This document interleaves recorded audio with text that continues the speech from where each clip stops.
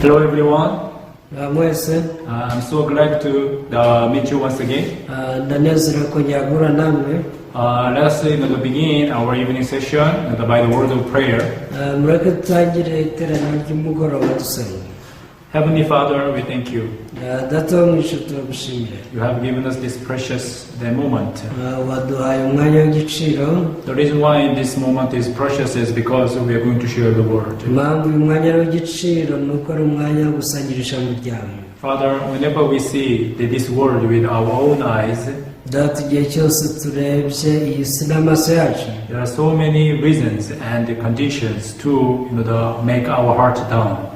tubonamo impamvu nyinshi zatuma ducika intege. And many times we are dragged by the despair and sorrow and fear. Inshuro nyinshi dushorerwa n'ubwoba n'agahinda n'umubabaro. However, whenever we open the Bible, nyamara igihe cyose tubumbuye Bibiliya, you have never told us the despair. tubona nta kintu na kimwe wigeze utubwira cyo kudushyira mu bwihebe. You have never shown us the problem or the difficulties. Ntabwo wigeze ugaragaza ko hari ikikugoye cyangwa se ko hari ikibazo ufite. You always tell us the hope.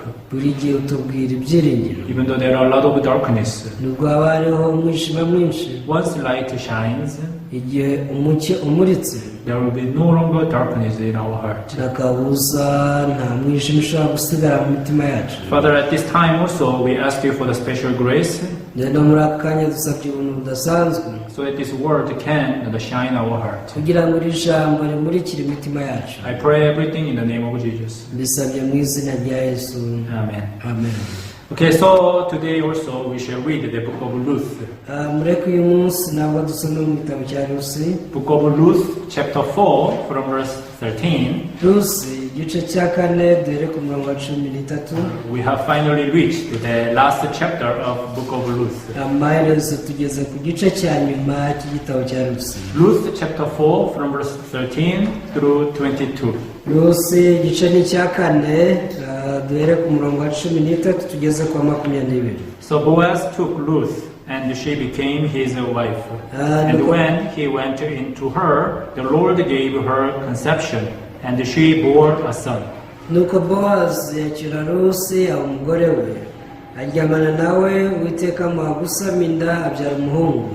Then the women said to Naomi, "Blessed be the Lord, who has not left you this day without a close relative, and may his name be famous in Israel." Abagore babwira Naomi bati, Uwiteka himbazwe, utakuretse udafite umucunguzi, icyaduha akazaba ikirangirire mu Bisiraheli. And may he be to you a restorer of life and a nourisher of your old age, or your daughter-in-law, who loves you, who is better to you than 7 sons, has borne him. Kandi azasubiza intege mu bugingo bwawe, azagutunga mu bukecuru bwawe, kuko umukazana wawe ugukunda akakugirira umumaro uruta w'abahungu 7 ari we umubyaye. Then Naomi took the child and laid him on her bosom, and they became a nurse to him. Naomi ajyana uwo mwana amushyira mu gituza cye aba umurezi we. Also the neighbor women gave him a name, saying, "There is a son born to Naomi," and they called his name Obed. He is the father of Jesse, the father of David. Abagore b'abaturanyi be bamwita izina bati, Naomi abyara umuhungu, bamwita Obedi, ari we se wa Yesayi, se wa Dawidi. Now this is the genealogy of Perez. The Perez begot Hezron. Uru ni rwo rubyaro rwa Peresi. Peresi yabyaye Hesironi. Hezron begot Ram, and Ram begot Aminadab. Hesironi yabyaye Ramu, Ramu yabyaye Aminadabu. Aminadab begot Nashon, and Nashon begot Salmon. Aminadabu yabyaye Nahasoni, Nahasoni yabyaye Salmoni. Salmon begot Boaz, and Boaz begot Obed. Salmoni yabyaye Bowazi, Bowazi yabyaye Obedi. Obed begot Jesse, and Jesse begot David. Obedi yabyaye Yesayi, Yesayi yabyaye Dawidi. Through the book of Ruth, we are able to learn what the spiritual life is. binyuze muri iki gitabo cya Ruth tubasha kwiga ubuzima bw'umwuka icyo ari cyo. Actually, so many people in the world, who attend the church, who believe in God, ubusanzwe abantu benshi bizera Imana bajya mu rusengero, they think that believing in God is really difficult and challenging. baba banatekereza ko kwizera Imana ari akazi gakomeye, ari ibintu bigoye. We can clearly see the difference between the Christianity and other religion. tubasha kubona itandukaniro hagati y'ubukristo n'andi madini. Most of the religion, they require the people to work hard for their God. amadini menshi asaba abantu kugira ibyo bakora babikorera Imana. You have to do good, you have to perform well. aravuga tugomba gukora neza, ugomba gukorera Imana, And if you do good well, you will be able to be blessed. kandi nukora ibyiza uzabona umugisha. But if you don't do good and if you do evil, you will be cursed. ariko nutabasha gukora ibyiza ugakora ibibi uzavumwe. Of course, that each religion, they have their own doctrine and their own denominations, but that is the main teaching of the whole, these religions in the world. nibyo koko buri dini yose ifite ikintu igenderaho, yigisha inyigisho zayo ndetse ikagira n'izina ryayo, ariko bose usanga ibyo bigisha muri rusange ari ibyo. Even people who do not believe in any God, they have it and missed this kind of understanding. ikindi n'abantu batizera Imana imyumvire nk'iyi byibuze baba bayifite. Why? kuki? Because we are given this, the standard of good and evil in Genesis chapter 3. impamvu ni uko twese twahawe irishingiro mu itangira igice cya 3 ry'icyiza n'ikibi. So most of the people, they have this kind of understanding that we have to do good and we have to avoid evil. abantu benshi bafite imyumvire ivuga iti tugomba gukora ibyiza twirinda ibibi. If we increase good, we'll be blessed, and if we increase evil, we'll be cursed. bakavuga bati ibyiza byacu nibyiyongera tuzabona umugisha, ariko ibibi byacu ari byo bibaye byinshi tuzavuma. Because we are familiar with this kind of understanding, kubera ko imyumvire nk'iyi ngiyi ariyo tumenyereye, therefore, even in terms of believing in God, we try to use this kind of understanding. ibi bituma no mu kwizera Imana tugerageza kwifashisha iyo myumvire. We have to work hard. tukavuga tuti tugomba gukora cyane, We have to serve God well. tugomba gukorera Imana We neza, have to keep the law of God well. tugomba kubahiriza amategeko y'Imana neza. One day, the young rich ruler, that came to Jesus, umunsi umwe umusore w'umutunzi yaje imbere ya Yesu, and he asked Jesus, what shall I do to inherit the eternal life? yabaje Yesu ati Yesu niki nakora ngo ndage ubugingo buhoraho? So what do you think about it? Yesu bitekereza ute?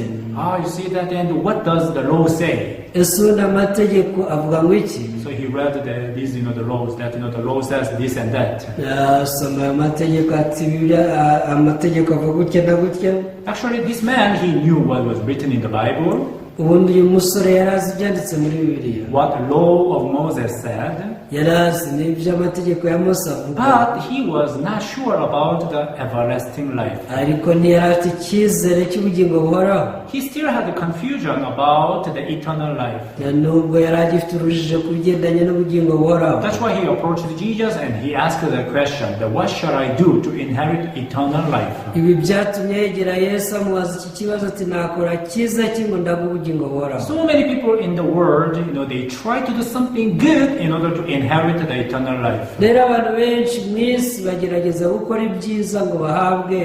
But actually, the true spiritual life that is introduced in the Bible is a bit different from our own understanding. ariko ubuzima bw'umwuka nyabwo bugaragazwa na Bibiliya butandukanye n'iyo myumvire. Of course, it does not say that you can live however you want. birumvikana biba ari kugira ngo ujye wiberaho uko wishakiye. But the Bible says that you are the light of the world. ahubwo irakubwira uri umucyo w'isi. But how can you be the light of the world? ariko si ubwo uba umucyo w'isi gute? Most of the people, they try to become the light of the world. abantu benshi bagerageza guhinduka umucyo w'isi. You have to behave well so that you can be called the true Christian. bakavuga tugomba kwitwara neza nibwo uzitwa umukristo w'ukuri. You have to work hard, to be able to be recognized by the people around you that you are the light of the world. ugomba gukora cyane kugira ngo abagukikije yabigishije bose bamenye ko ari we mucyo w'isi. Now, people are familiar with this kind of lesson. Abantu bamenyereye inyigisho nk'izi ngizi. So without any doubt, the people try their best to be the light of the world. Rero no gushidikanya abantu bagerageza bagakora iyo bwabaga ngo babe umucyo. But there is one thing that we need to understand clearly. Gusa hari ikintu tugomba kumenya neza. We are full of darkness. Turi abantu buzuye umwijima. We are captured by the darkness 100% perfectly. Turi abantu bigaruriwe n'umwijima ijana ku ijana. Now, the most of people, they do not know where they stand on exactly. Rero usanga abantu benshi batazi aho bahagaze neza. Just like this young man, that he thought that, what shall I do to inherit the eternal life? Nk'uko uyu musore yibazaga ati nakora cyiza kimuha ubugingo buhoraho. It means that, he thought that he could do something to inherit eternal life. Yatekerezaga ko hari ikintu cyiza yakora kikamuhesha ubugingo buhoraho. In other words, by doing something, he was able to achieve that eternal life. Mu yandi magambo binyuze mu gukora ibyiza yumvaga ko azashyikira ubugingo buhoraho. That's why from youth, he was able to try his best to keep the law of Moses. Ibi byatumye guhera mu bwana bwe agerageza kubahiriza amategeko ya Mose. But Jesus wanted to teach him one thing. Ariko Yesu yashatse kumwigisha ikintu kimwe. Do you think you can do anything to inherit eternal life by yourself? Utekereza ko hari icyiza wakora kuko cyaguhesha ubugingo buhoraho? It means that you are mistaken. Bivuze ko wibeshye. You don't know anything about the eternal life. Ntabwo rwose uzi iby'ubugingo buhoraho habe na gato. In order for you to get the eternal life, ugiye kugira ngo ubone ubugingo buhoraho, you need to discover your true image. ugomba kubanza gutahura ishusho yawe y'ukuri. Even though you think that you have kept the law of Moses, nubwo utekereza ko wubahirije amategeko ya Mose, but it is according to your standard. ibyo nabyo wabikoze mu gipimo cyawe. It is according to your perspective. ibyo wabikoze rwose mu mirebere yawe. Now let me explain to you my standard, the standard from heaven. Reka ngusobanurire ishingiro riva mu ijuru. And Jesus told him to sell everything you have and give it to the poor. Yesu yaramubwiye ati genda ugurisha ibyo utunze byose noneho uhe abakene. And Jesus said that your treasure will be found in heaven. hanyuma ubutunzi bwawe uzabusanga mu ijuru. Do you know what this man did? wamuzi icyo uyu muntu yakoze? After hearing the word of Jesus, akimara kumva ibyo Yesu amubwiye, even though he came to Jesus in order to get the eternal life, and Jesus has that ability to give him the eternal life, nubwo yari yaje kuri Yesu ngo amubonere ubugingo buhoraho kandi Yesu afite ubwo bushobozi bwo kubumuha, but after hearing the word of Jesus, he left Jesus being sorrowful. akimara kumva ijambo rya Yesu yahise yigendera, agenda afite agahinda. Why? Because what Jesus said to him was beyond his understanding. icyabiteye nuko ibyo Yesu yamubwiye byari bihabanye n'imyumvire ye. In John chapter 8, we can find the story of a woman caught in adultery. muri Yohana igice cya 8 tubona inkuru y'umugore wafashwe asambana. This woman, she was caught in the very act of adultery, dirty and filthy woman. uyu mugore bamusanze rwose asambana ako kanya, ari umugore uhindanye cyane. The people who brought this woman to Jesus, they were Pharisees. abazanye uyu mugore bari abafarisayo. While talking to Jesus, even their sins in their heart were found. ariko igihe baganiraga na Yesu, nabo ibyaha byari mu mitima yabo byaragaragaye. Because Jesus had said to them that if there is anyone who does not have sin, who is without sin, let him stone at her first. mbere gato Yesu yarababwira ati muri muntu afite icyaha nabanza ariwe ubanza kumutera ibuye. But none of them, could throw a stone at her. ariko nta n'umwe wabashije kumutera ibuye. You know why?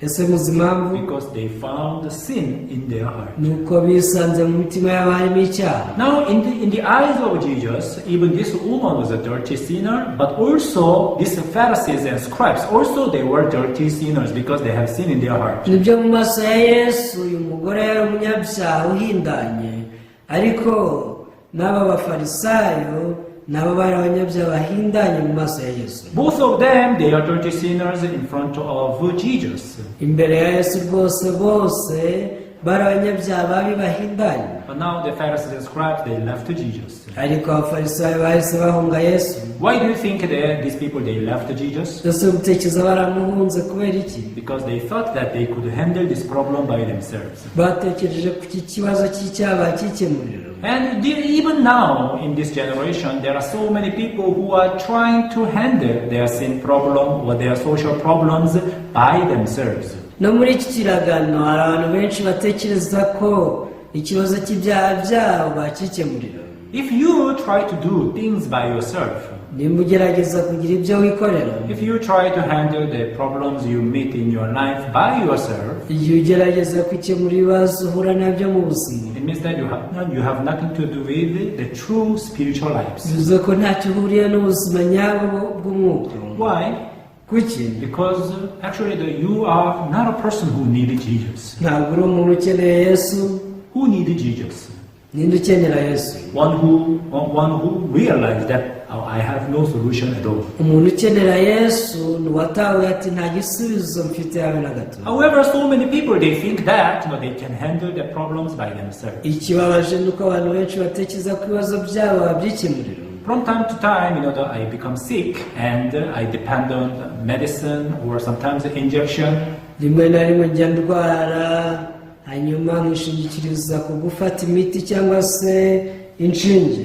I'm sure that even you have been to the hospitals and meet the doctors, right?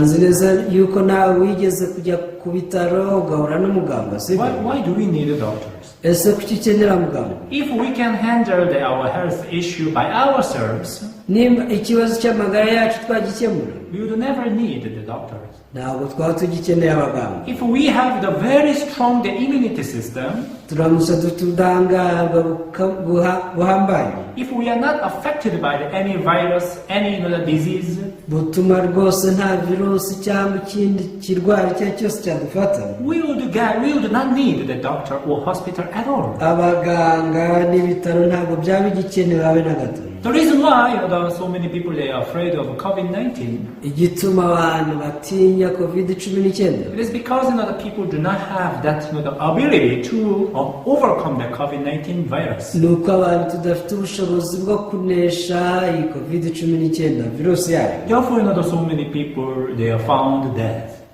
niyo mpamvu usanga abantu benshi bapfuye, especially in the US, even in the Brazil, so many people they died of COVID-19. by'umwihariko nko muri Leta Zunze Ubumwe za Amerika, muri Brazil, aho abantu benshi bamaze kwicwa na COVID-19. But if we have the power to overcome that kind of virus, dufite imbaraga zinesha iyi coronavirus, I'm sure that no one would worry about that virus. nta wakwigera rwose agira impungenge z'iyi virusi. If we can overcome sin by ourselves, nicyo kimwe tubasha kunesha icyaha ku bwacu. if we can defeat the temptation of Satan by ourselves, ibigeragezo n'ibishuko duhabwa na Satani twabinesha ku if bwacu. we can drive out the despair from our heart by ourselves, kwiheba kudutera mu mitima tubasha kugusohoramo ku bwacu, we would not need the grace of Jesus. ntabwo twaba tugikeneye Yesu.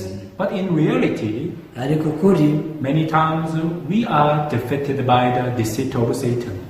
inshuro nyinshi tuneshwa n'imitego ya Satani, We are dragged by the darkness. dushorerwa n'umwijima, And we are defeated by the sin. tuneshwa n'icyaha, And we find ourselves in sin again and again, endless times. tukisanga mu cyaha tukongera tukakisangamo ubutatuza. And because of the sin, you see that we have the condemnation. kubera iki cyaha usanga abantu bafite kwicira urubanza mu mitima. Therefore, Bible clearly says that you are sold under sin as a slave. iyi niyo mpamvu yavuze ngo waguriwe gutegekwa n'ibyaha. Therefore, you need something that is more powerful than the power of sin. bivuze ko ukeneye ikindi gifite imbaraga kuruta imbaraga z'icyaha. And that is the blood of Jesus. ayo rero ni amaraso ya Yesu. That is the word of God. iryo ni ijambo ry'Imana. Now, the spiritual life is this.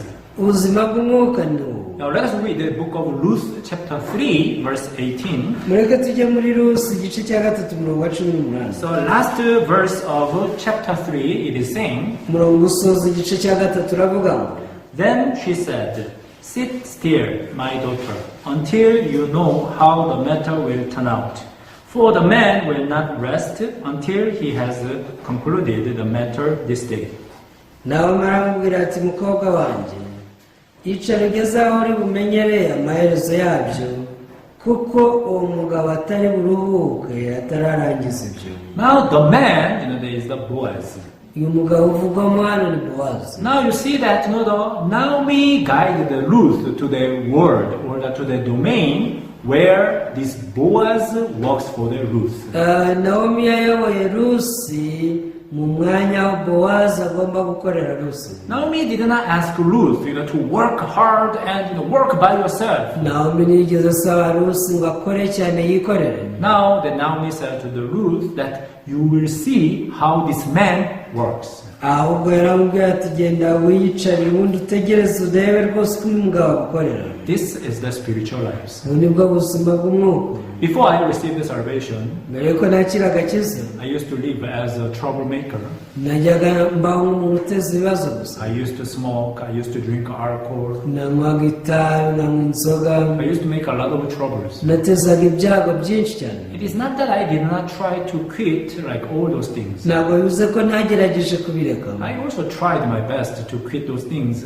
Nagerageje ibishoboka byose ngo ibyo mbihagarike. Because I saw that my misbehaviors that made my parents and my family miserable. Kuko najya mbona imyitwarire yanjye mibi ituma ababyeyi banjye n'umuryango wanjye baho mu buzima buteye agahinda. Even that I wanted to correct myself so that that I can live the successful life. Nifuje kwikosora rwose ngo mbeho ubuzima bwo guhirwa. Even though I had a strong wish to quit all these things. Nubwo nari mfite ibyifuzo bikaze byo guhagarika ibintu nk'ibyo. But at that time I did not notice. But right now when I look back, the time that that I went through at the time, you see that certain power, certain force was dragging my heart. Iyo munsi iyo ndebye ngasubiza amaso inyuma nibwo mbona ko hari imbaraga zashiraga umutima wanjye. Though I tried my best to fight against such the smoking or the drinking. Kuko nubwo nagerageza kurwanya ikinyobwa ry'itabi cyangwa se ry'inzoga. While I was trying to fight against such things, I always was revealed as a loser. Igihe cyose nabigeragezaga nisangaga byananiye. When this the failure is repeated, ubwo gutsindwa kwisubiragamo kenshi. One day I got this idea that probably I cannot defeat this. This is the life that I'm going to live continually until I die. Umunsi umwe nemeranyijwe n'igitekerezo kimbwira ngo bishoboka ibi nazabinesha nibwo buzima nzaba kugeza igihe nzapfira. Starting from that moment, that I began to have despair in my heart.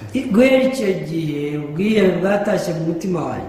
Probably my life will end like this. Ndabona ubuzima bwanjye nuko buzarangira. I will keep living this miserable life. Ubuzibiraho ubuzima buteye agahinda. I began to lose the hope. Natangiye gutakaza ibyiringiro. I had no hope at that time. Icyo gihe nta byiringiro nari mfite namba. Actually, even if we are in the difficult situation right now, mu by'ukuri nubwo twaba turi mu bihe bitugoye, if you have the hope that maybe tomorrow will be better than today, you can still sustain your heart. kugira ngo ugize ibyiringiro utesha hazaruta uyu munsi wabasha kubungabunga umutima wawe. But at that time, I was really discouraged because ariko icyo gihe nacitse intege kubera ko I was hopeless. nta byiringiro nari mfite. I couldn't find any hope in my life. mu buzima bwanjye nta byiringiro nabonaga. I was asking myself many times, what is the reason of my life? natangiye kwibaza kenshi ni ukubera iki bundi ngomba kubaho. Why do I have to live? kuki nkeneye kubaho. I don't think that tomorrow will be better than today. sintekereza ko ejo hazaba heza kuruta uyu munsi. Many times this kind of thought disturbed me so much. inshuro nyinshi ibitekerezo nk'ibi byanesheje umutwe. And I had no power to go against such ideas. nta mbaraga nari mfite zo kurwanya ibyo bitekerezo. But the amazing thing is, igitangaje, so when I met the gospel, ubwo nahoraga n'ubutumwa bwiza, now this word of God gave me the new perspective. iri jambo ry'Imana ryampaye indi mirebere mishya. I cannot overcome these temptations or this kind of ideas on my own. ndavuze nti sinanesha izi mbaraga ku bwanjye. Just like the Boaz, that prepared everything for Ruth. nk'uko Boaz yateguriye ibintu byose Rusi. Also God prepared His love and His word and His providence for my life. nasanze Imana yaneguriye urukundo ndetse n'imigambi y'ubuzima bwanjye. Dear viewers, I hope you remember this clearly. mwese abakurikiye niringiye ko mwakwibuka iki. True faith is not you working for God, kwizera k'ukuri si uko ukorera Imana, but you believe that God is working for you. ahubwo ni ukwemera ko imana ari iri kugukorera. You can think about the life of Peter. ushobora gutekereza ku buzima bwa petero. What did Peter do to become the fisher of men? ese petero kugira ngo abe umurobyi w'abantu yakoze iki? Actually, before meeting with Jesus, he had never had any kind of idea of becoming a fisher of men. ubundi mbere yuko ahura na yesu nta gitekerezo yari yarigeze cyo kuba umurobyi w'abantu. But one day, he met Jesus Christ.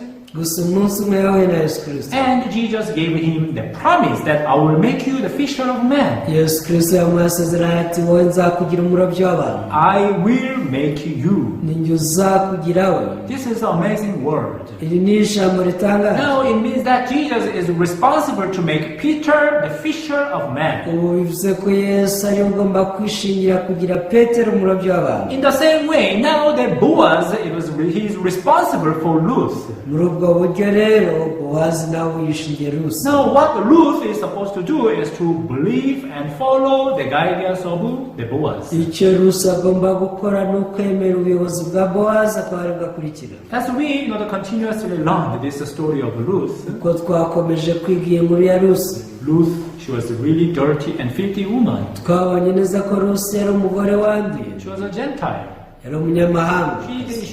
She did not have any qualification to enter into the Bethlehem. nta gisabwa yari afite kugira ngo kimwinjize i betelehemu. And in the same way, we humans, we have no qualification. We do not deserve to go to heaven to be the children of God. natwe abantu nta bintu bisabwa rwose byatwemerera kwinjira mu ijuru ngo tube abana b'imana. Why? Because we are born being dirty and filthy sinners. kuko tuvuka turi abanyabyaha banduye bahindanye. No matter how hard we tried, that we are always defeated by sin. uko twagerageje kose buri gihe icyaha cyaratuneshaga. No matter how hard we tried, we are always found dirty and filthy before God. uko twagerageje kose twabonaga imbere y'imana twanduye duhindanye. But the amazing thing is, God loves us. ariko ikintu gitangaje ni uko imana idukunda. Even we never asked Him, tutanayibisabye. God, please you send us to Jesus Christ. tutayibwiye rwose tutwohereze yesu kirisito. We never asked Him. ntabyo twasabye imana. But because God loves us, ariko imana idukunda, that He sent His only begotten Son. yohereje umwana wayo w'ikinege. And His only begotten Son, Jesus, He took all of our sins and He was crucified at the cross. uyu mwana w'ikinege w'imana we yesu kirisito yakiriye ibyaha byacu abijyana ku musaraba. Why? kubera iki? Because the wages of sin is death. kubera ko ibihembo by'icyaha ari urupfu. That is the only way that makes us righteous and holy like God. iyi niyo nzira yonyine yatugize abakiranutsi bera nk'imana. The way for us, for you and me to become the holy like God, righteous like God, inzira yanjye nawe yo guhinduka uwera nk'imana, only by receiving it from God, from Jesus. ni uko twakira uko kwera tugukuye ku mana, tugukuye kuri yesu. You cannot find anyone in this world to make the righteousness of God. nta muntu n'umwe mu isi wabasha guhanga gukiranuka kw'imana. You cannot find anyone who can make the holiness of God in this world. ntuzigere ubona umuntu ubasha guhanga kwera kw'imana mu isi. In order for you to receive in order for you to have the holiness of God and righteousness of God, kugira ngo ugire gukiranuka kw'imana no kwera kwayo, you have to import it from heaven. ugomba kukwakira kuvuye mu ijuru. Yeah, you see that between the countries, you see that many in the countries, they do the trade. They export the items and they import the items. mubona neza ko hagati y'ibihugu hakora ubucuruzi, aho buri gihugu cyinjiza ibyo kidafite kikohereza mu mahanga ibyo gifite. But it is impossible to import any items if the country does not have that item. ariko nimba icyo gihugu kidafite ibintu kuba cyabyohereza ntibyakunda. Can you imagine that, if South Korea does not have the oil and you try to import the oil from South Korea, does it make sense? ese nimba koreya y'amajyepfo itagira peteroli ukagerageza kujya kuyakayo ngo uyizane mu gihugu cyawe, wumva ibyo byaba bisobanutse? Since South Korea does not have the oil, petroleum, therefore no country in this world can even think of the importing the oil from South Korea. igihe uzi ko koreya y'amajyepfo itagira ubutare bwa peteroli, nta gihugu na kimwe cyatekereza kujya kuvanayo peteroli ngo kiyizane mu gihugu cyacyo. How can we create or make the righteousness of God on this earth? None se muri iyi si ni gute twahabonera gukiranuka kw'Imana? That is impossible. Ibyo ni ibintu bidashoboka. That's why God sent us Jesus Christ. Ngiyi impamvu yateye Imana kohereza Yesu Kristo. He came down this world from heaven. Yaje avuye mu ijuru. And Jesus Christ, He brought the holiness of God and righteousness of God. Uko niko yaje azanye gukiranuka kw'Imana no kwera kw'Imana. So no matter who you are, rero waba uri we wese, no matter what kind of sins you committed so ibyaha far, byose waba warakoze kugeza ubu, if you receive that righteousness of God by Jesus Christ, uramutse wakiriye uku gukiranuka kw'Imana uhabwa na Yesu Kristo, you will be able to become righteous. nta kabuza uhinduka umukiranutsi. And that righteousness will be recognized by God because it is from heaven, it is from God. Uku gukiranuka rero kubera ko kwavuye ku Mana, Imana izakwakira. But the reason why so many get this holiness of God, the righteousness of God, igituma abantu benshi batabasha gushyira uku gukiranuka kw'Imana ngo bakwakire, it is because they try to make it or get it by themselves, nuko baba bigeragereza ngo bakwikorere, which is impossible. kandi ntibishoboka. Dear viewers, what is the true spiritual life? Bakundwa, ese ubuzima bw'umwuka bw'ukuri ni ubuhe? What is the way that that allow you to receive the true salvation, this eternal life? Ese inzira nyayo yatuma wakira ubugingo buhoraho ukakira aka gakiza k'iteka ni iyihe? Because Jesus is the way. Yesu niwe nzira. When you take the way of Jesus Christ, iyo winjiye mu nzira ya Yesu Kristo, when you follow the way that Jesus Christ He prepared for you, iyo ukurikiye inzira Yesu yagushyiriyeho, that is when you are able to get the righteousness of God and holiness of God. icyo nicyo gibasha gushyikira gukiranuka kw'Imana no kwera kwayo. Unfortunately, so many people, they are still upholding the problems by themselves. Ikibabaje nuko abantu benshi bakomeza kugundira ibibazo byabo. Even now, there's so many people, they are struggling, to get the solution for their sin problems. N'ubu tuvugana abantu benshi baracyahatana no kwishakira igisubizo cy'ibyaha byabo. But through the story of Ruth, we are able to learn how this miserable, one of the most miserable women in the Bible, to become the greatest blessed woman in the Bible. Ariko binyuze mu nkuru ya Rusi tubona ko uyu mugore wari uteye agahinda kurusha abandi bose yahindutse umugore uhebuje kuruta abandi bose w'umunyamugisha. She was guided by the Naomi. yewe na Naomi, And she was connected to the Boaz. ahuzwa na Boazi, And she could enter into the certain world where she stopped working and Boaz started working for her. yinjira mu isi y'aho agomba guhagarika gukora, Boazi akaba ari utangira kumukorera. We can see that this is the true spiritual lives and true faith that God prepared for us. Ubu rero ubu nibwo buzima bw'umwuka bw'ukuri, ni nako kwizera nyakuri Imana yaduteguriye. There are several women in this Bible Muri biriya havugamo abagore benshi, who are miserable and dirty and filthy, benshi rwose bari banduye bahindanye, but by meeting with Jesus, their life totally changed. ariko bahuye na Yesu ubuzima bwabo bwose bwarahindutse. As you know that even the Rahab, that she was the prostitute. Murabizi ko na Rahabu yari indaya, But by receiving the Salmon, that she was able to also be in the name in the genealogy of Jesus Christ. ariko ubwo yakiraga Salomoni yahise yinjira mu gisekuruza cya Yesu Kristo. Even Ruth, same. Na Rusi niko She was byamugendekeye, the Moabitess woman. yari mu Mowabukazi, She was a Gentile. yari umunyamahanga. However, we can find her name in the genealogy of Jesus Christ. ariko nawe izina rye ryinjiye mu gisekuruza cya Yesu Kristo. What about Samaritan woman in John chapter 4? Umugore wese w'umusamariyakazi tubona muri Yohana igice cya kane, She changed her husband 5 times. yari yarahinduranyije abagabo inshuro 5 zose. She tried to find the solutions, maybe the joy and the happiness and pleasure, but she failed. yajyaga agerageza gushaka umunezero ariko ntawubone. As I told you, that woman caught in adultery.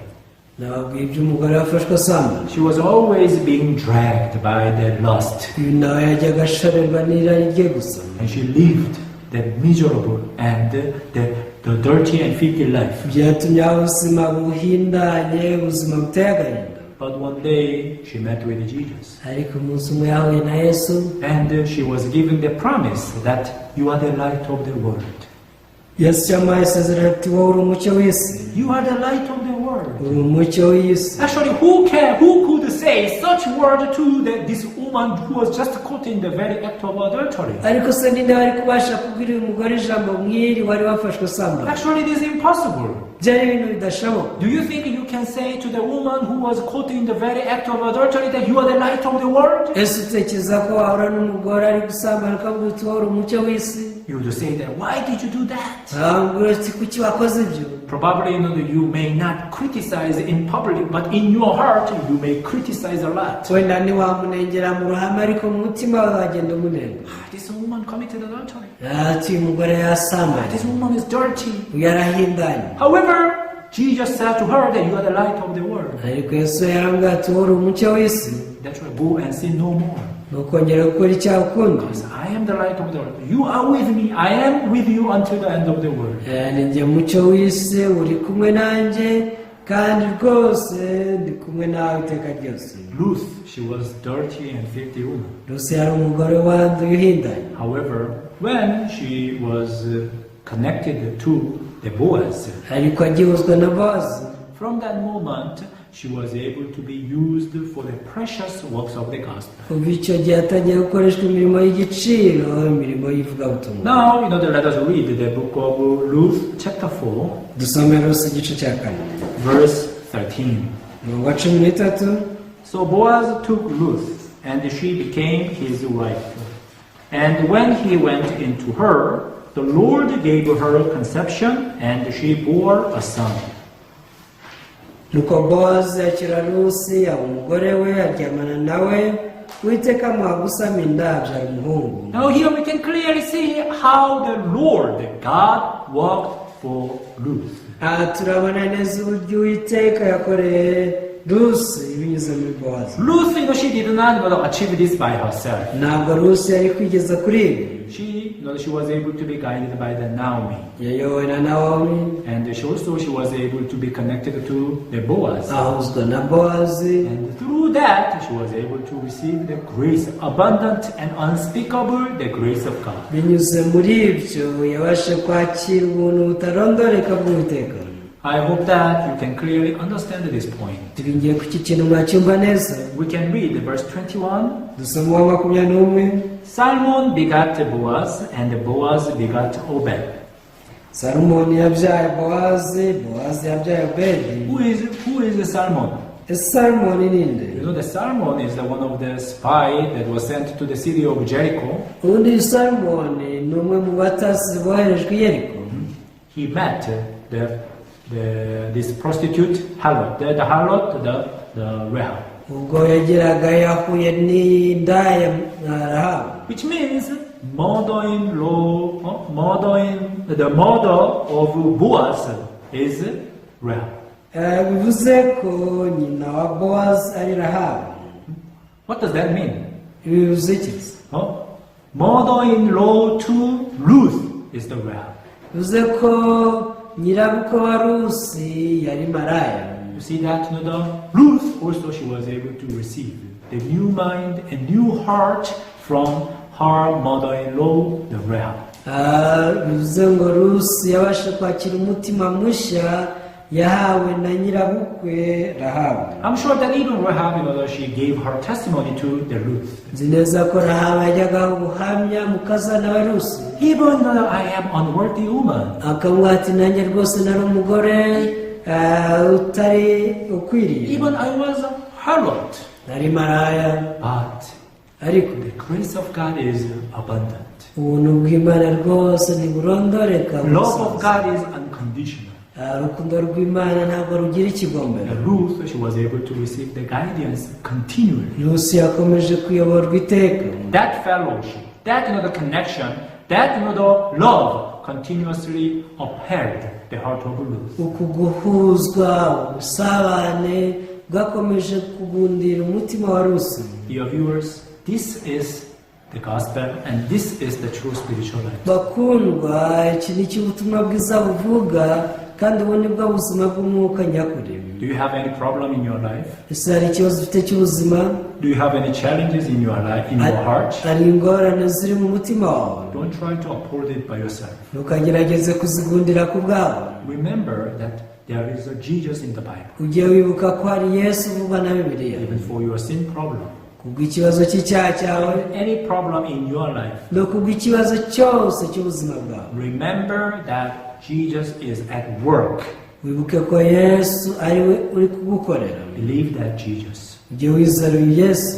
And I'm sure that you will be able to receive abundant blessings. Nzi neza ko uzabasha kwakira imigisha myinshi itarondoreka. Thank you very much. I will speak up to here. Murakoze cyane, reka nsoreza aha. Let us pray. Reka nsenge. Heavenly Father, we thank you. Data wo mu ijuru turagushimiye. You have given us this, the precious the moment. Waduhaye umwanya w'igiciro cyane. I believe that while sharing this word can penetrate in our heart and change our heart. Ndizera ko igihe dusangira ijambo ryawe ryinjira mu mitima yacu rikahindura. May you bless each and every person who are following this message, umugisha abantu bose bakurikiye ubutumwa, so that they may receive the same blessings that the Ruth also received. kugira ngo bakire umugisha Ruth yakiriye. Father, we thank you. Data turagushimiye. I pray everything in the name of Jesus. Ibi byose mbisenze mu izina rya Yesu.